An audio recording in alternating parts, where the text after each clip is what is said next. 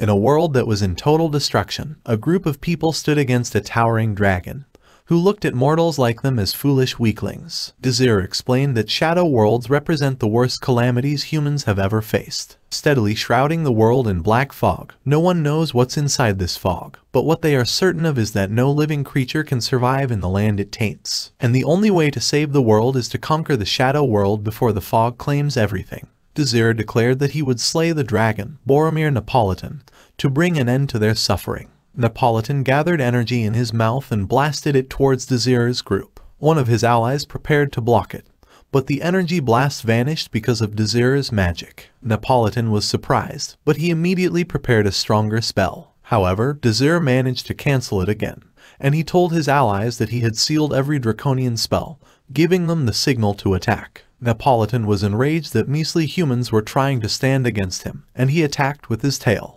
Raphael blocked his attack, while Donovan and Adjest counterattacked, with Zod providing support from a distance. Zod gathered all of their magic before transferring it to Adjest, giving her enough strength to finish off the dragon. The group rejoiced after seeing the dragon drop to the ground, and Dazir thought that they could finally get out of this hell. Donovan was confused as to why the cleared notification hadn't appeared yet, so he wondered if they got the wrong target. However, Zod was certain that slaying Napolitan was definitely the clear condition, while Raphael remembered that usually they would be sent back to their world right away. Dazir thought they just had to wait a little more. He was certain that everything was over, and Zod agreed with him. However, the mood became gloomy when they remembered that only 6 of them had survived out of the 150 million people who had fought Napolitan. Dazir remembered all his fallen comrades and irreplaceable friends who had fought with him. He thought that the battle had taken too much from them. Priscilla interrupted them, saying that they should talk about something uplifting after finally defeating Napolitan. But Zod refuted that it was impossible to look away from the reality that 99% of the mages died and that they needed to think about what's to come. Priscilla insisted that they pray first before worrying about what's next. Donovan and Raphael were speechless, but Dazir told them they shouldn't fight each other after finally saving the world, while Adjest just glanced at him. Priscilla praised Raphael for blocking Boromir's attack. She thought he was living up to his title as the Knight of Light, but Raphael praised Dazir instead. He thought he contributed more to the battle. Donovan agreed, and he even said, "No Dazir, no clear." Even Zod was impressed with Dazir. He didn't expect that Dazir could survive, but he surpassed his expectations instead as he sealed Napolitan's draconian spells, which even he was not capable of. He couldn't understand why Dazir was unknown, even despite his abilities, and Priscilla was also curious about this. Dazir answered that it was because he was a commoner. Zod thought it was unfortunate that Dazir wasn't in the magic tower, as he could have provided all the support he needed. Afterwards, Raphael asked everyone their plan after returning to their world. Donovan and Priscilla wanted to return to their respective countries to honor and remember the deaths of their friends, while Zod thought that they had to do something to prevent the recurrence of shadow worlds. Raphael asked Adjest, but she didn't respond, so he asked Dazir instead if he was planning to return to Hebrian Academy. Dazir remembered Romantica's last moments, and then he told Raphael that he still needed to think about it for a while. At the same time, they felt a powerful force coming from the dragon's corpse. They wondered if the fight wasn't over and Napolitan was still alive, but Zod was certain that they had killed him, and he realized that it was the dragon heart releasing all the stored mana after Napolitan's death.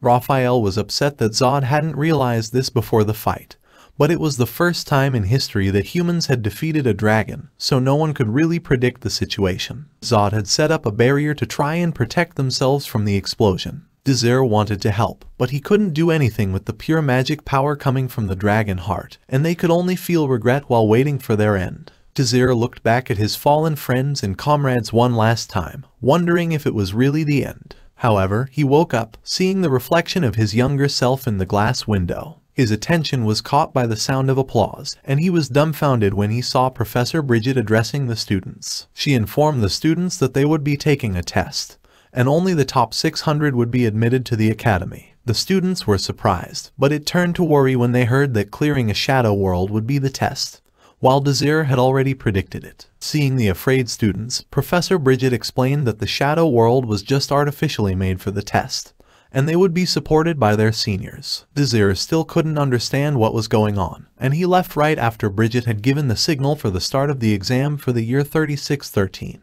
Desire realized that he had returned to the past, 3 years before the battle against Napolitan started. For the next 10 years, they fought in the dungeon, and everything was destroyed. He felt miserable, thinking that the fight and hell they went through were all pointless. Desire recalled the events of his past entrance ceremony, and he clearly remembered even the view around the academy, so he finally accepted that everything wasn't a dream. At the same time, a female student called out to him, complaining that he didn't show up at the meeting place. It was Ladoria Dorich, the second-year student, who would be mentoring him during the test. Desire remembered that she was a genius mage who wields fire magic, and had placed first in the academy rankings. Ladoria asked him if there was something wrong after noticing his stare. He told her that he was just nervous, so Ladoria explained that he didn't have to be nervous, as the Shadow World was just created for the test to see if the students could fight.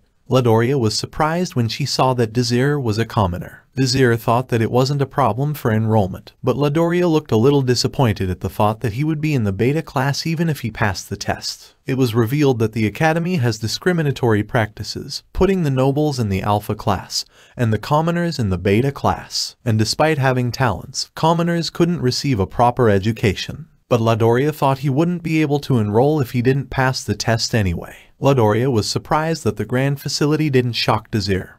He explained that he had seen a similar building before. Ladoria wasn't convinced by his answer, but they would be late for the test, so she didn't have the time to ask further. While on their way to the testing facility, another student named Elheim called out to Ladoria. Desire remembered him as a mage who wields water magic and doesn't get along with Ladoria, and it was confirmed when she said that she really hates him. The two went back and forth on their insults before Elheim noticed Desire. After asking for Desire's name, Elheim checked for his information, and he had a scornful expression after he found out that Desire was a commoner. And he also ridiculed Ladoria after, saying that the test would be no competition. And before leaving, he advised Desire not to take the test, as he would just be in the beta class. Ladoria could only complain in annoyance, unaware of what was going on. At the same time, an announcement was heard asking the candidates to proceed to the testing site. Desire asked if they should go, and Ladoria told him that he must pass the test before they made their way to the testing site. After accepting that he was really back in the past, Desire started looking around, trying to find someone at the testing site. He felt disappointed when he couldn't find her. However, a girl's voice sounded behind him. It was Romantica. She called him embarrassing for looking around non-stop, but Desire just remembered her last moment. He didn't know why he was suddenly back in the past, but he was determined to rewrite the history of the world and avoid the previous tragedy that transpired.